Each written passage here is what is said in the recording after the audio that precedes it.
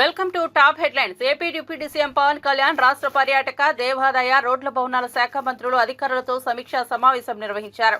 ఈ సందర్భంగా పవన్ కళ్యాణ్ మాట్లాడుతూ ఏపీలో టూరిజం అభివృద్ధికి ప్రత్యేక ప్రణాళికలు రూపొందించాలని అన్నారు. వారసత్వ ప్రాంతాలను కాపాడేలా చర్యలు తీసుకోవాలని అధికారులకు సూచనలు చేశారు. ఆలయాల పవిత్రతను కాపాడేలా అవగాహన చర్యలు చేపట్టాలని తెలియజేశారు. పర్యాటక రంగం అభివృద్ధి చేయడం వలన అనేక ఉద్యోగ, ఉపాధి అవకాశాలు పెరుగుతాయని వెల్లడించారు.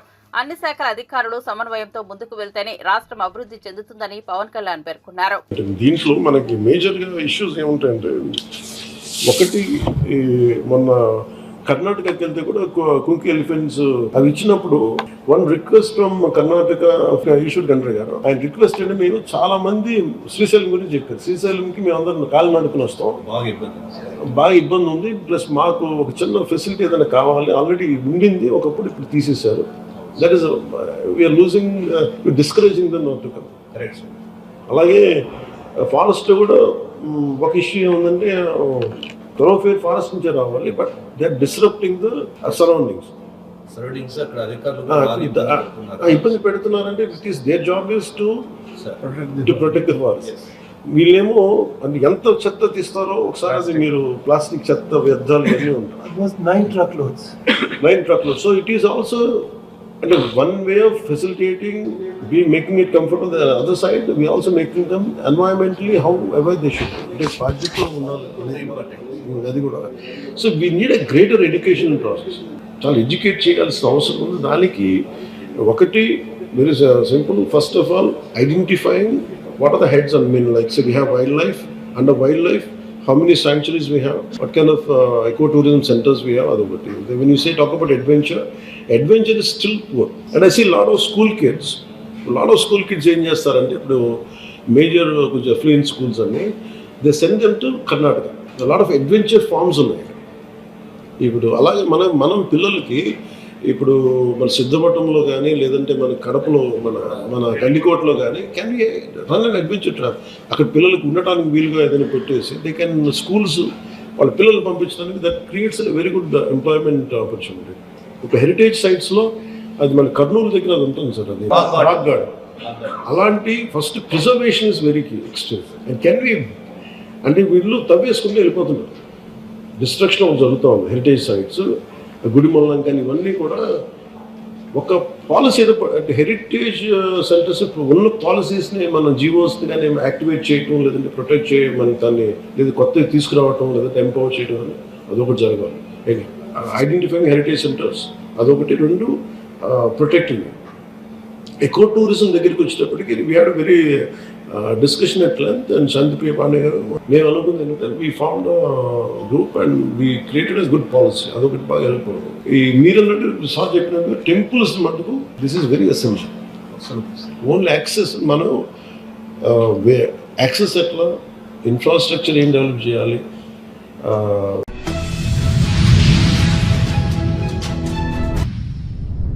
తిరుమల శ్రీవారిని సినీ నటుడు శివాజీ దర్శించుకున్నారు. వీఐపీ ప్రారంభ విరామ దర్శన సమయంలో ఆయన స్వామివారి సేవలో పాల్గొన్నారు. టీటీడీ అధికారులు శివాజీకి స్వాగతం పలికి దర్శన ఏర్పాట్లు చేశారు. దర్శనం అనంతరం ఆయనకు రంగనాయకుల మండపంలో పండితులు ఆశీర్వచనం చేసి స్వామివారి తీర్థ ప్రసాదాలను అందజేశారు. ఈ సందర్భంగా ఆలయం వెలుపల మీడియాతో మాట్లాడిన శివాజీ,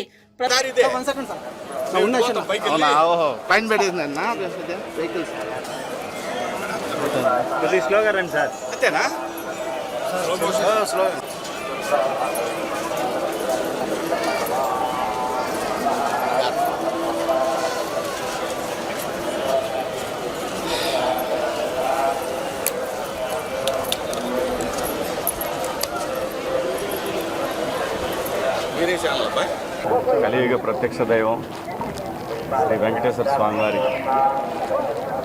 వారిని కొలవటానికి, వారిని దర్శనం చేసుకోవడానికి వచ్చాను. చాలా ఆహ్లాదకరంగా ఉంది. ప్రసాదాలు అన్నీ చాలా చాలా చాలా అద్భుతం. స్వామివారి ప్రసాదం దొరకడం మహాభాగ్యం. అలాంటిది కొత్త పాలక మండలి వచ్చిన తర్వాత కూడా చాలా అద్భుతంగా ఉంది. అంతా బ్రహ్మాండంగా ఉంది. ఓ పద్ధతి ప్రకారం అందరూ సమానం అనే పద్ధతిలో వెళ్తూ ఉంది. ఇది ఇలాగే కొనసాగాలి. ఈ రాష్ట్రం పచ్చగా ఉండాలి, ప్రజలందరూ సంతోషంగా ఉండాలి. గోవిందా గో.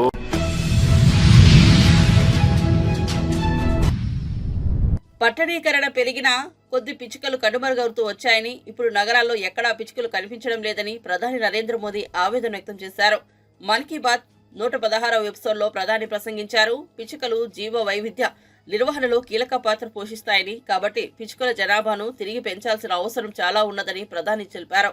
ఈ తరం పిల్లల్లో చాలా మందికి పిచ్చుకలను ప్రత్యక్షంగా చూసిన అనుభవం లేదని, కేవలం ఫోటోల్లో, వీడియోల్లో వాటిని చూపించాల్సి వస్తోందని ప్రధాని మోదీ అన్నారు. అలాంటి పిల్లలు పిచ్చుకలను ప్రత్యక్షంగా చూసే రోజు మళ్లీ రావాలని ఆకాంక్ష వెలుబుచ్చారు. కలిసికట్టుగా ప్రయత్నాలు చేస్తే అది అసాధ్యమేమీ కాదని అన్నారు. ఈ సందర్భంగా తమిళనాడు రాజధాని చెన్నైలోని కొడుగుల్ ట్రస్ట్ పిచ్చుకల జనాభా పెంపు కోసం చేస్తున్న కృషి గురించి ప్రధాని తెలియజేశారు. बचपन में गोरैया या स्पैरो को अपने घर की छत पर, पेड़ों पर चहकते हुए जरूर देखा होगा। गोरैया को तमिल और मलयालम में कुरुवी, तेलुगु में पिच्चुका और कन्नड़ा में गुब्बी के नाम से जाना जाता है। हर भाषा संस्कृति में गोरैया को लेकर किस्से कहानी सुनाए जाते हैं। हमारे आसपास बायोडायवर्सिटी को बनाए रखने में गोरैया का एक बहुत महत्वपूर्ण योगदान होता है। लेकिन आज शहरों में बड़ी मुश्किल से गोरैया दिखती हैं। बढ़ते शहरीकरण की वजह से गोरैया हमसे दूर चली गई है। आज की पीढ़ी के ऐसे बहुत से बच्चे हैं जिन्होंने गोरैया को सिर्फ तस्वीरों या वीडियो में देखा है। ऐसे बच्चों के जीवन में इस प्यारी पक्षी की वापसी के लिए कुछ अनोखे प्रयास हो रहे हैं। चेन्नई के कुडुगल ट्रस्ट ने गोरैया की आबादी बढ़ाने के लिए स्कूल के बच्चों को अपने अभियान में शामिल किया है। संस्थान के लोग स्कूलों में जाकर बच्चों को बताते हैं कि गोरैया रोजमर्रा के जीवन में कितनी महत्वपूर्ण है। ये संस्थान बच्चों को गोरैया का घोंसला बनाने की ट्रेनिंग देते हैं। इसके लिए संस्थान के लोगों ने बच्चों को लकड़ी का एक छोटा सा घर बनाना सिखाया। इसमें गोरैया को रहने खाने का इंतजाम किया। ये ऐसे घर होते हैं जिन्हें किसी भी इमारत की बाहरी दीवार पर या पेड़ पर लगाया जा सकता है। बच्चों ने इस अभियान में उत्साह के साथ हिस्सा लिया और गोरैया के लिए बड़ी संख्या में घोंसला बनाना शुरू कर दिया। पिछले 4 वर्षों में संस्था ने गोरैया के लिए ऐसे 10,000 घोंसले तैयार किए हैं। कुडुगल ट्रस्ट की इस पहल से आसपास के इलाकों में गोरैया की आबादी बढ़नी शुरू हो गई है। आप भी अपने आसपास ऐसे प्रयास करेंगे तो निश्चित तौर पर गोरैया फिर से हमारे जीवन का हिस्सा बन जाए।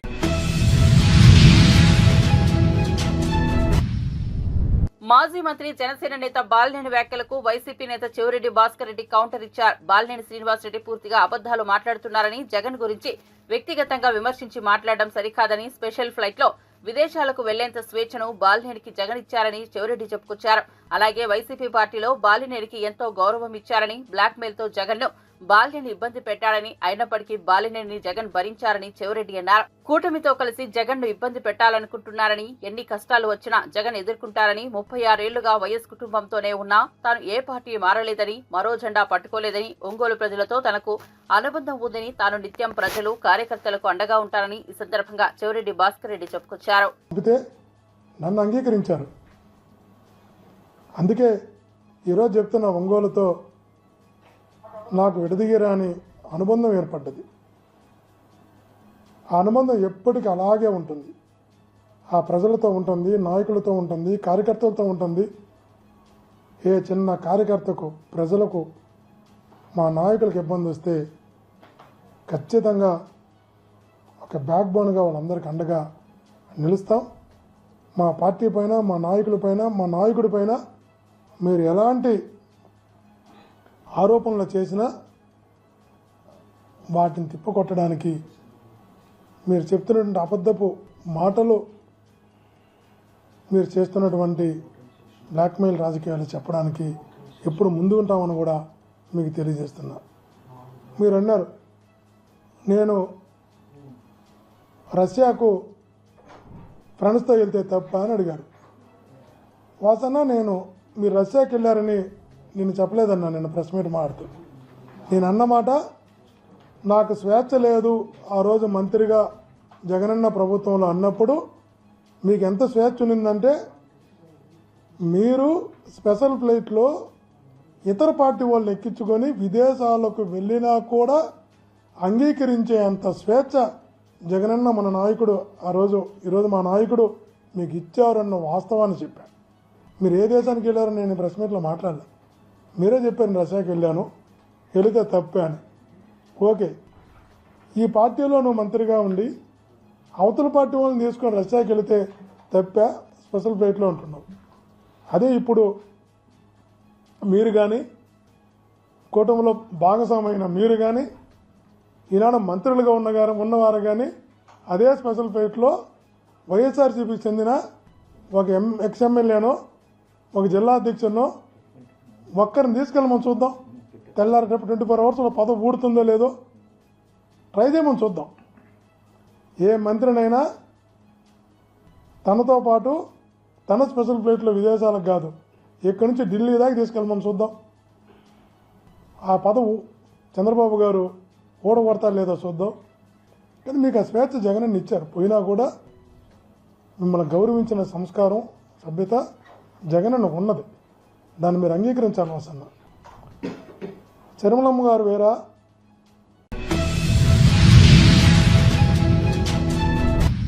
వైఎస్ఆర్సీపీ అవినీతికి చిరునామాగా నిలుస్తోందని రాష్ట్ర కార్మిక శాఖ మంత్రి వాసంశెట్టి సుభాష్ ఆరోపించారు.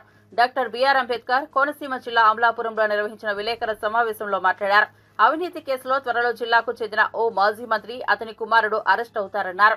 రామచంద్రాపురంలో 3 వైఎస్ఆర్సీపీ నాయకులు ఖాళీగా ఉన్నారని, వారి ఉనికి కోసం లేనిపోని ఆరోపణలు చేస్తున్నారన్నారు. తనపై నిరాధార ఆరోపణలు, అనుచిత వ్యాఖ్యలు చేసిన వైఎస్ఆర్సీపీ నేత పిల్లి సూర్యప్రకాష్ కు లీగల్ నోటీసులు పంపించారన్నారు. ఆయన ఆధారాలు చూపించలేకపోయారన్నారు. దీనిపై సివిల్, క్రిమినల్ కేసులు పెడతానన్నారు. తాను భూ కబ్జాకు పాల్పడ్డానని, కొంతమంది రామచంద్రాపురంలో ధర్నా చేశారని, ఆధారాలు ఉంటే కలెక్టర్కు ఫిర్యాదు చేయాలన్నారు. తమ ప్రమేయం 1% ఉన్నట్లు తేలినా దేనికైనా సిద్ధమన్నారు. మహిళలు, వైఎస్ఆర్సీపీ కార్యకర్తలు స్వార్థ రాజకీయాలకు బలవుతున్నారని అన్నారు. అవగాహన లేని నాయకులను నమ్ముకుని కేసుల్లో ఇరుక్కోవద్దని వైఎస్ఆర్సీపీ కార్యకర్తలకు మంత్రి హితవు పలికారు. గతంలో మహిళలు కూడా ఇలా మాట్లాడటం జరిగింది. ఎందుకులే మహిళలను గౌరవంతో నేనేం మాట్లాడలేదు. అది నా మంచితనాన్ని చేతకంతనం కింద తీసుకుని మళ్ళీ నిన్న అవసరం లేని అభియోగాలు నా మీద చేయడంతో ఇప్పుడు లీగల్ నోటీసులు పంపడం జరుగుతూ ఉంది. మహిళలను కూడా చూడడం ఎట్టి పరిస్థితులు, ఎందుకంటే అవసరం లేని అభియోగాలు చేసి కొంతమంది స్వార్థ రాజకీయ నాయకులు అవసరం లేని అభియోగాలు చేయడం, వీళ్ళ చేత చేయించడం కొంత బాధించింది. వాళ్ళకి లీగల్ నోటీస్ పంపుతున్నాం మహిళలందరికీ. అలాగే సోదరు గట్టా గోవింద్కి, ఒక రౌడీ షీటర్కి కూడా పంపడం జరుగుతుంది. వాళ్ళ మీద వాళ్ళ వివరణ ఇవ్వకపోతే, ఆధారాలు చూపించకపోతే మళ్ళీ వారం రోజుల్లోపు సివిల్ కేసులు, క్రిమినల్ కేసులు వాళ్ళ మీద పెట్టడం జరుగుతాయి. ఇందులో నా ప్రమేయం 1% ఉందని తెలిసినా నేను దేనికైనా సిద్ధం. దొంగల శ్రీధర్ అని మీరు అనుచరుడు అంటున్నారు ప్రధానంగా. మరి అతను అడగాల. ఇప్పుడు నేను పాస్బుక్లు ఇప్పించలే, కూడా తిరిగి వాళ్ళు వాళ్ళ సైట్లో వాళ్ళ డిస్ప్యూట్లు అయ్యి ఉంటాయి. అతన్ని పేరు ప్రస్తావించాలి తప్ప, ఇప్పుడు నేను అదే అన్నాను, పాస్బుక్లు ఇచ్చారు ఈ అన్నారు. పాస్బుక్లు ఇప్పిస్తే ఏ అధికారి ఇచ్చేస్తాడు పాస్బుక్లు? అక్కడ హక్కు లేకుండా ఏ అధికారి ఇస్తాడు? ఇస్తే పై అధికారి ఎందుకు ఊరుకుంటాడు? పై అధికారి కంప్లైంట్ పెట్టండి. కలెక్టర్ గారు ఉన్నారు, ఆర్డీఓ గారు ఉన్నారు, పై కంప్లైంట్ పెట్టచ్చు. ప్రతిసారి మేము శ్రీధర్ మీ అనుచరుడేనా లేదా అలా చెప్పి తిరుగుతున్నారా? కార్యకర్త, మీకు ప్రధాన అనుచరుడు. ఇలాంటి కార్యకర్తలు చాలా మంది ఉన్నారు. వాళ్ళ వ్యక్తిగతం, అది వాళ్ళ వ్యక్తిగతాన్ని నా మీద రుద్దితే ఎలా? ఇప్పుడు నేను ఎక్కడ చెప్పాను, పాస్బుక్లు చెప్తే ఇచ్చేసి పాస్బుక్లు అయ్యానా? ఇక్కడ 3 నాయకులు ఉన్నారు, వాళ్ళకి ఇంక పని ఏం లేదు, ఖాళీ అయిపోయారు. ఖాళీ అయిపోయి ఆల్రెడీ వాళ్ళ అవినీతి భోగోతాలు కూడా అన్ని నేను బయట పెట్టాను. కాబట్టి ఇంకో నాయకుడు, ముఖ్యంగా ఒక రాష్ట్ర మాజీ మంత్రి అతి త్వరలో అరెస్ట్ అవడం చూస్తారు మీరు రోజుల వ్యవధిలో. అది కూడా మేము అవినీతి అంతా బయట పెడతాం. అతి త్వరలో మేము కూర్చుంటాం. అవినీతి care of address YSRCP party చూస్తా ఉన్నారు, వరుసగా వెళ్తా ఉన్నారు. అభియోగాలు ఫేస్బుక్ లో ఇష్టం వచ్చినట్టు అభియోగాలు చేయటం, ఇష్టం వచ్చినట్టు పిచ్చివాగుడు వాగటం, ఇంట్లో ఆడవాళ్ళ మీదకి రావడం కూడా జరిగింది. వాళ్ళందరూ కూడా వరుసగా వెళ్తా ఉన్నారు. అలాగే ఆధారాలు లేని అభియోగాలు చేస్తే ఎంత తీవ్రంగా ఉంటుందని త్వరలో మీరు చూడబోతారు. కోనసీమకి చెందిన మంత్రి అండి, ఇతర జిల్లాలో? కోనసీమకి చెందిన మంత్రి. అవినీతి కేసులో ఖచ్చితంగా అతని అబ్బాయి కూడా అతి త్వరలో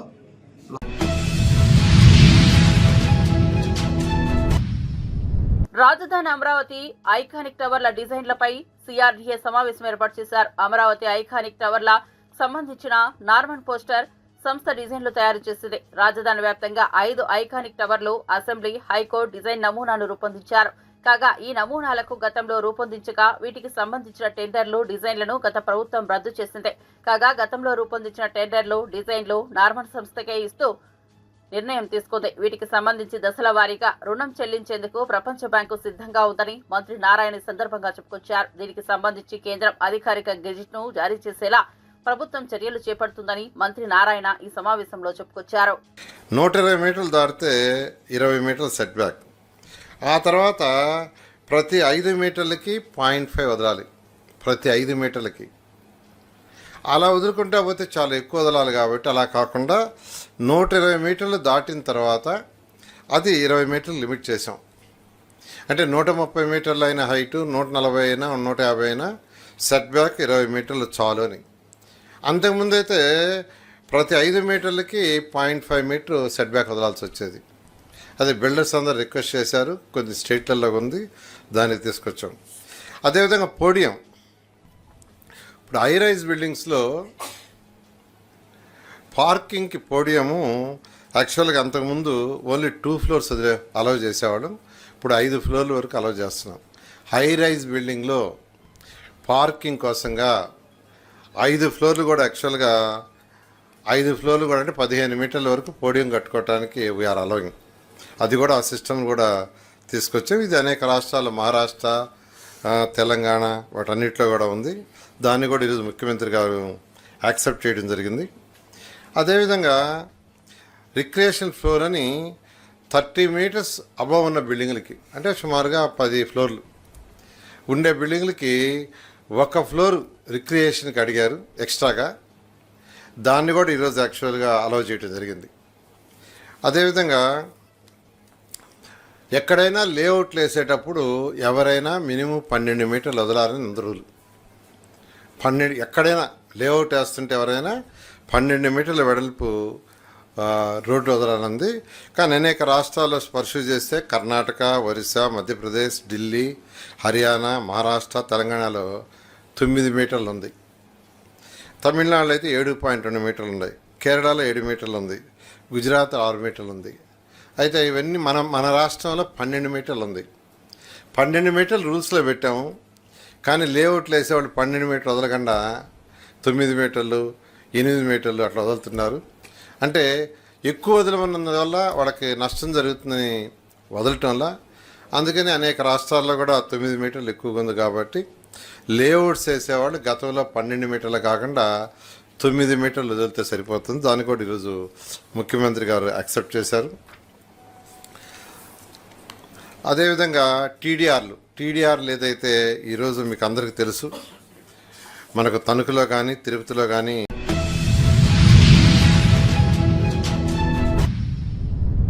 అదానీ గ్రూప్ పై లంచాల విమర్శల నేపథ్యంలో తెలంగాణ ప్రభుత్వం కీలక నిర్ణయం తీసుకుంది. తెలంగాణ ప్రభుత్వం ప్రతిష్టాత్మకంగా ప్రారంభించిన యంగ్ ఇండియా స్కిల్ యూనివర్సిటీకి ఇటీవల అదానీ గ్రూప్ ప్రకటించిన 100 కోట్ల విరాళాన్ని స్వీకరించరాదని నిర్ణయించింది. ఈ విషయాన్ని తెలంగాణ సీఎం రేవంత్ రెడ్డి మీడియా సమావేశంలో వెల్లడించారు. ఆ గ్రూప్ పై విమర్శల దృష్ట్యా అదానీ ఫౌండేషన్ నుంచి విరాళాన్ని తీసుకోవడం లేదని స్పష్టం చేశారు. ఈ మేరకు ఆ అదానీ గ్రూపునకు లేఖ పంపినట్టు సీఎం వెల్లడించారు. ఈ చర్చలు కొనసాగుతున్నాయి. మహారాష్ట్ర ఎన్నికల సందర్భంగా పాత్రికేయ మిత్రులు శ్రీ రాహుల్ గాంధీ గారి పత్రికా సమావేశంలో అదానీ గారి నుండి తెలంగాణ రాష్ట్ర ప్రభుత్వం, ఆ రాష్ట్ర ముఖ్యమంత్రి రేవంత్ రెడ్డి గారు నిధులను స్వీకరించారు కదా, కాంగ్రెస్ పార్టీ ఏ విధంగా అదానీ గారి తప్పులను ప్రశ్నిస్తారు అని చెప్పి పాత్రికేయ మిత్రులు ప్రస్తావించడం జరిగింది. రాహుల్ గాంధీ గారు కూడా విస్పష్టంగా ఒక అంశాన్ని ప్రస్తావించారు.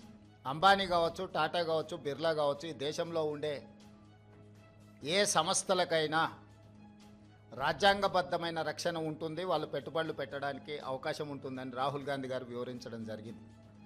ప్రతిష్టాత్మకంగా తెలంగాణ రాష్ట్ర ప్రభుత్వం భావించి ప్రారంభించిన యంగ్ ఇండియా స్కిల్స్ యూనివర్సిటీకి కార్పస్ ఫండ్ కింద రాష్ట్ర ప్రభుత్వం నిధుల స్వీకరణ కోసం చేస్తున్న ప్రయత్నంలో భాగంగా చాలా సంస్థలు ముందుకొచ్చి రాష్ట్ర ప్రభుత్వం ప్రారంభించిన ప్రతిష్టాత్మకమైన యంగ్ ఇండియా స్కిల్స్ యూనివర్సిటీకి నిధులను ఇవ్వడం జరిగింది.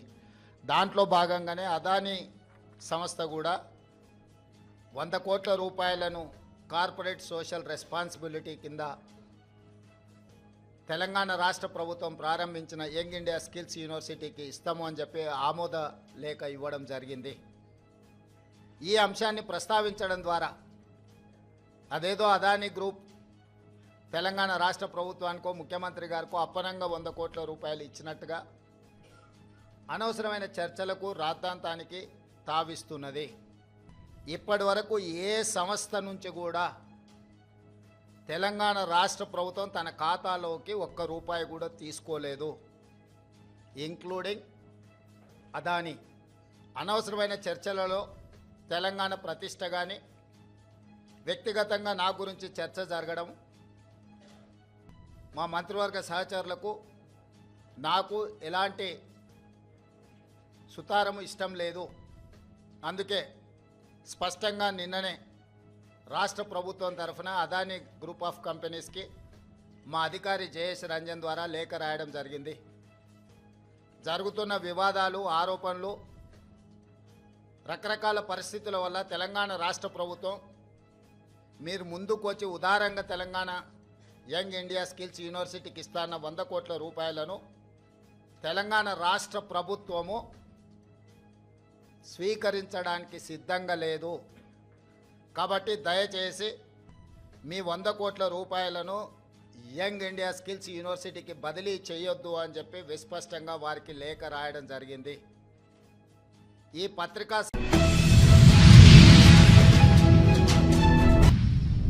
బీసీ రిజర్వేషన్లకు సంబంధించి కామారెడ్డి డిక్లరేషన్ను రాష్ట్ర ప్రభుత్వం యథాతథంగా అమలు చేయాలని BRS MLC Kalvakuntla Kavitha demand చేశారు. ఇప్పటికే అనేక బీసీ సంఘాలు, మేధావులు ఇచ్చిన సూచనలు అమలుకు నోచుకోలేదన్నారు. హైదరాబాద్ లో డెడికేటెడ్ కమిషన్ చైర్మన్ బుసాని వెంకటేశ్వరరావుకు ఆమె వినతి పత్రం అందజేశారు. అనంతరం కవిత మీడియాతో మాట్లాడారు. సందర్భాన్ని కూడా హైలైటెడ్ పోర్షన్ లో మేము చూపిస్తా ఉన్నాం.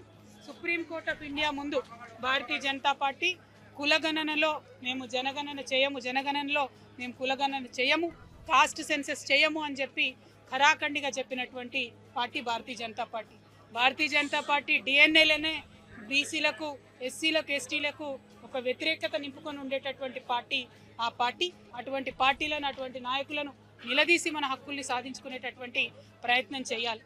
మీకు తెలుసు, ఇక్కడ కాంగ్రెస్ ప్రభుత్వం ఏర్పడేటటువంటి సందర్భంలో కామారెడ్డి డిక్లరేషన్లో బీసీల కోసం మేము చాలా న్యాయం చేస్తామని చెప్పి 42% రాజకీయంగా రిజర్వేషన్లు ఇస్తాము, 20,000 కోట్లు సాలీనా పెట్టి 1,00,000 కోట్లు 5 ఏళ్లలో ఇస్తామని చెప్పి పెద్ద పెద్ద మాటలు చెప్పడం జరిగింది. మరి ఇవాళ కాంగ్రెస్ పార్టీ ఇచ్చినటువంటి ఆ కామారెడ్డి డిక్లరేషన్ని యథాతథంగా అమలు చేయాలని కూడా మేము కోరుతా ఉన్నాం. మేము ఈ ప్రభుత్వాన్ని ప్రశ్నిస్తూ ఉన్నాం.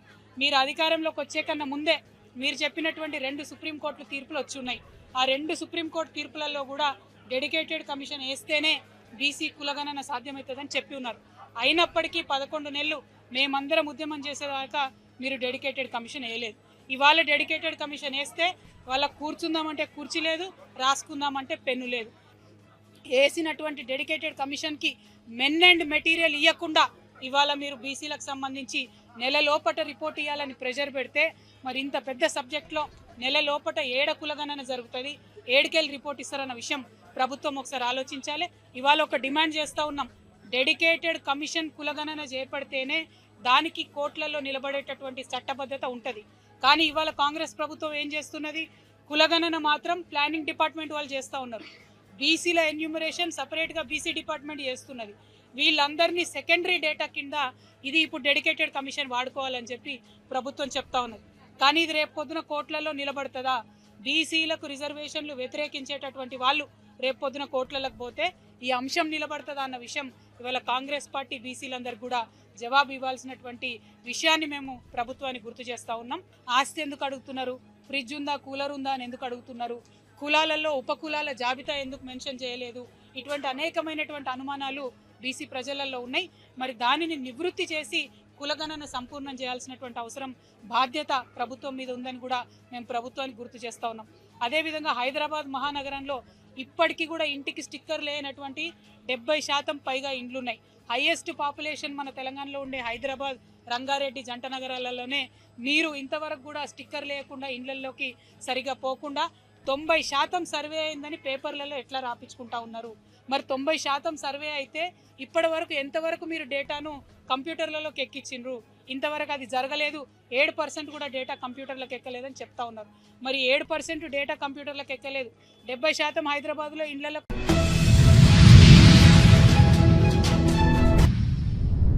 తాను విలువలతో రాజకీయాలు చేసే వ్యక్తినని జనసేన నేత మాజీ మంత్రి బాలినేని శ్రీనివాసరెడ్డి అన్నారు. వైఎస్ఆర్సీపీ నేత చెవిరెడ్డి భాస్కర్ రెడ్డి చేసిన వ్యాఖ్యలపై బాలినేని తీవ్ర ఆగ్రహం వ్యక్తం చేశారు. హైదరాబాద్ లో నిర్వహించిన మీడియా సమావేశంలో ఆయన మాట్లాడారు. బురద జల్లి పోవటం అనేది నాకు ఇష్టం ఉండదు. పార్టీ నుంచి బయటికి పోయిన తర్వాత ఎవరన్నా నా మీద కామెంట్ చేస్తే బట్టి ఊరుకోను, అన్ని చెప్తానని చెప్పాను.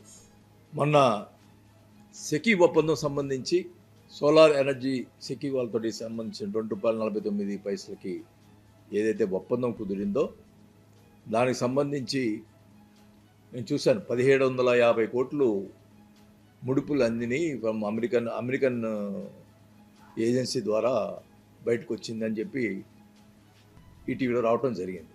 దీంట్లో ఈ ముడుపుల్లో మీకు కూడా బాగా ఉందా, మరి కన్సర్న్ మినిస్టర్ తెలియకుండా జరగదు కదా అని నాతో మాట్లాడటం జరిగింది. ఆ రోజు ఏం చెప్పాను, సెక్యూ వాళ్ళతో మాట్లాడింది నాకు తెలియదు.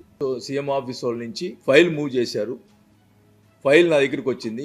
అర్ధరాత్రి పూట ఫోన్ చేసి మీరు ఆ ఫైల్ని సంతకం పెట్టాలా ఇదని అడిగితే ఆ రోజు నైట్ నేను రిజెక్ట్ చేసిన. మార్నింగ్ వచ్చి క్యాబినెట్ మీటింగ్ పెడతాము అంటే క్యాబినెట్కి పంపించాం. అది నేను చెప్పింది విషయం. నిన్న చెవిరెడ్డి భాస్కర్ రెడ్డి మరి ఆయనకి ట్రాన్స్పోర్ట్లు ఈ అవగాహన ఉందో లేదో, ఏదైతే అవగాహన ఉందేమో కానీ క్యాబినెట్లో జరిగే విషయాలు మనకు అవగాహన లేదు. ఆయన ఏదో మాట్లాడుతూ ఉన్నాడు, సంతకం పెట్టారు అని చెప్పి మాట్లాడతారు. క్యాబినెట్కి పంపించానండి. క్యాబినెట్ అంటే క్యాబినెట్ పంపించడం అంటే నా సంతకం లేకుండా ఎట్టపోతుంది? ఒప్పందంలో సంతకం పెట్టలేదు కానీ క్యాబినెట్ ఫార్వర్డ్ చేసేదానికి సంతకం పెట్టింది. ఆ డిజిటల్ సంతకంతో క్యాబినెట్కి పోయింది. దానికి ఎంతో సంతకం పెట్టేదానికి ఏంది డైవర్ట్ చేస్తున్నారు? ఇది క్యాబినెట్ పంపించాను నేనే చెప్పాను కదా, మళ్ళీ ఇదేంది ఇది సంతకం పెట్టండి. క్యాబినెట్ పంపించేదానికి వితౌట్ మై సిగ్నేచర్ క్యాబినెట్ అడ్డు పెడతారు? కన్సర్న్ మినిస్టర్ సంతకం లేకుండా డెసిషన్ తీసుకున్నారు. ఆ 1750 కోట్లు నేను కూడా ముడుపులు తీసుకుని చెప్పాలా? ఏంటిది? What is this? నేను తప్పు మాట్లాడుతున్నాను, అబద్ధం మాట్లాడుతున్నాను అనుకోండి, ఓకే, సెక్రటరీ గారిని అడగండి. దాన్ని నిన్న ఏదో ఒకరికి ఇచ్చి మాట్లాడతాడు. రాజశేఖర రెడ్డి కుటుంబం వల్ల పైకి వచ్చావు అని మాట్లాడాడు. ఎస్, నేను మన పవన్ కళ్యాణ్ గారి పార్టీలో జనసేన పార్టీలో చేరిన రోజు కూడా చెప్పాను నేను, సార్ నాకు రాజకీయ భిక్ష పెట్టింది రాజశేఖర రెడ్డి గారు. పవన్ కళ్యాణ్ గారికి చెప్పాను, సార్ రాజశేఖర రెడ్డి గారు నేను విలువల రాజకీయం చేశాను, దొంగ రాజకీయాలు చేయను, డైరెక్ట్గా నేను పవన్ కళ్యాణ్ నేను రాజశేఖర్ గారు నాకు రాజకీయ భిక్ష పెట్టారు కదా సార్, ఆయన మీద ఎప్పుడు నాకు గౌరవం ఉంటుంది సార్. కానీ ఆయన కొడుకు ఆయన ఇదితోటి ఆయన మినిస్టర్ ఇచ్చాడు కాబట్టి జగన్ గారు పార్టీ పెడితే నేను ఆ పార్టీలో చేరి నేను మినిస్టర్ వదులుకొని పోయాను, పార్టీలో ఎమ్మెల్యేగా వదులుకొని పోయాను. ఎందుకు? రాజశేఖర రెడ్డి గారి మీద ఉన్న గౌరవం, ఆయన నాకు ఇచ్చినటువంటి ఇది. ఈ చోటా నాయకుడు ఈ భాస్కర్ రెడ్డి ఎవడు? అప్పుడు ఏం చేస్తున్నాడు అతను నా గురించి మాట్లాడేవాడా? అతను ఏంటి ఆయన ఏం చేసాడు? అప్పుడు ఓపెన్గా అడుగుతా ఉన్నా, చెవిరెడ్డి భాస్కర్ రెడ్డి మెప్పు కోసం, చంద్రబాబు గారి మెప్పు కోసం, పవన్ కళ్యాణ్ గారి మెప్పు కోసం నువ్వు ఎమ్మెల్సీ దానికోసం నువ్వు ఈ రకంగా మాట్లాడుతున్నావు. ఎప్పుడు